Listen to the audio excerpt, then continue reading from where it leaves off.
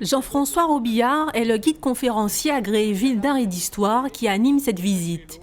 Une découverte de l'histoire du réaménagement du quartier de l'assainissement à Pointe-à-Pitre.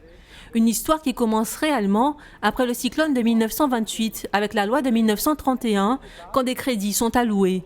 C'est le moment de décaser les migrants venus des campagnes vivant dans de mauvaises conditions d'hygiène. Ils sont déplacés à Loricisque.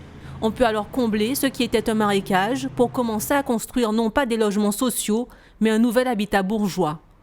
La lecture architecturale et urbanistique de cet espace est un petit peu complexe. Nous allons essayer de déchiffrer, de mettre en valeur tout ce patrimoine qui est finalement une lutte des décideurs guadeloupéens, les politiques, les architectes, les urbanistes, pour faire sortir des faubourgs de Pointe-à-Pitre une ville qui soit hygiéniste et qui soit socialement agréable à vivre. C'est tout le défi du XXe siècle et nous allons, en levant la tête, en marchant beaucoup, essayer de montrer ce défi qu'ont relevé nos parents pour nous donner un espace agréable à vivre.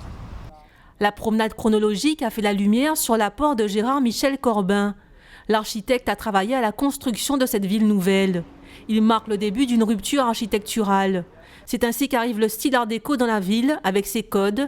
Nous sommes dans les années 40. 20 ans plus tard, avec l'arrivée d'Henri Bangou, une nouvelle école s'impose, celle de Le Corbusier et des principes de la charte d'Athènes pour des espaces plus fonctionnels.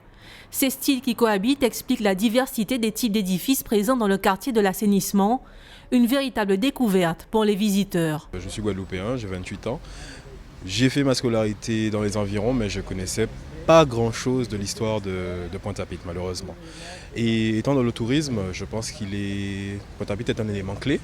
La vieille ville, la vieille dame, on voit son évolution. La beauté de certains bâtiments architecturaux que l'on ne perçoit pas quand on passe en voiture et qui est cachée par beaucoup de fils électriques et d'autres bâtiments et enseignes commerciales.